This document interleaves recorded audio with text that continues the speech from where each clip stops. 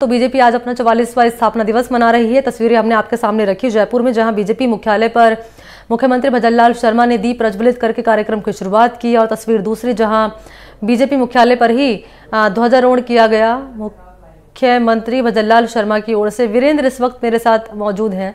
वीरेंद्र, आगे का कार्यक्रम क्या रहेगा? बीजेपी अपना स्थापना दिवस मना रही है, कार्यक्रम का आगाज तो कर दिया गया है दीप प्रज्वलित करके, ध्वजारोहण करके।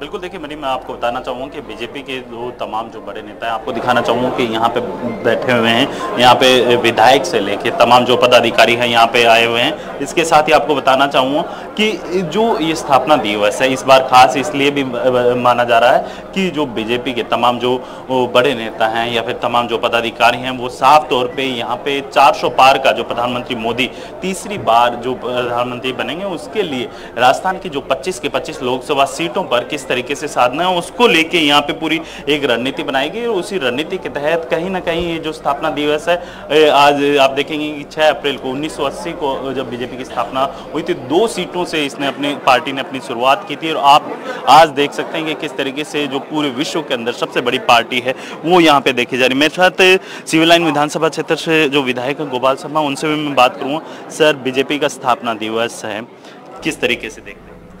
भारत के लिए बहुत सौभाग्य की बात है कि भाजपा का स्थापना दिवस और हमारे लिए लोकसभा के चुनाव साथ साथ आ रहे हैं। ये हमको इस बात की प्रेरणा देता है कि भारतीय जनता पार्टी को 400 सीटें के पार मिले, उसमें हमारे अपने जयपुर की विशेष भूमिका होनी चाहिए। गोविंद देव जी की नगरी है, भाजपा का गढ़ है, इसको भगवा गढ़ के रूप में मशहूर माना जाता है सारे देश में।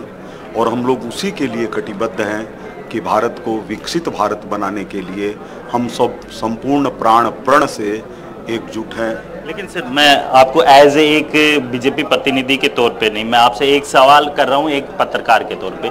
जब इस पार्टी की शुरुआत हुई थी 1980 के अंदर, तो किस तरीके से इस पार्टी का उदय हुआ, कैसे कुछ रहा, तो थोड़ा सा आप एज एक पत्रकार के तौर पर बताइए। देखिए, पार्टी के उदय का एक ही कारण था कि उस समय जनता पार्टी टुकड़ों में विभाजित थी और एक दूसरे का विरोध करने में लोग लगे हुए थे।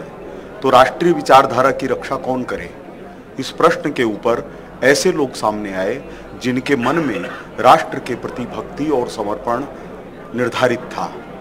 यह बहुत सौभाग्य की बात थी कि श्री मोहम्मद करीम छागला जैसे विधिवेत्ता, विधि मंत्री रहे हुए और जिनकी देश में अपूर्व साख थी, वो भारतीय जनता पार्टी के अधिवेशन में आए और उन्होंने कहा कि इनमें मैं भारत का भविष्य देख रहा हूँ। उससे पहले जयप्रकाश जी का आशीर्वाद मिला हुआ था।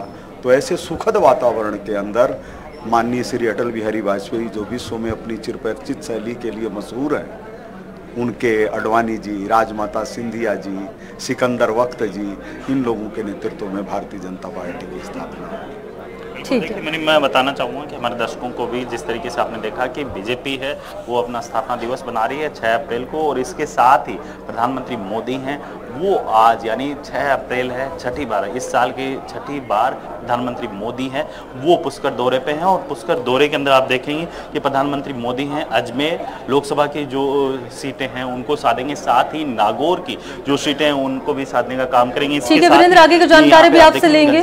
जो कि राज्यसभा सांसद है उनसे भी मैं बात जी बात करिए आप। जी बिल्कुल, एक सवाल है घनश्याम जी, क्योंकि बीजेपी का स्थापना दिवस है उसके ऊपर थोड़ा सा देखिए मनी, मैं बताना चाहूँगा कि अभी जो मुख्यमंत्री भजनलाल शर्मा और वो यहाँ पे इस कार्यक्रम में शिरकत करेंगे और उसके बाद ही तमाम जो पदाधिकारी अपना रिएक्शन देंगे। इसके साथ साथ आपको बताना चाहूँ कि जो पूरे इस कार्यक्रम के अंदर आप देखेंगे कि महिलाएं हैं वो यहाँ पे दिखाई दे रही हैं। इसके साथ ही युवा मोर्चा के जो तमाम जो पदाधिकारी वो यहाँ पे है।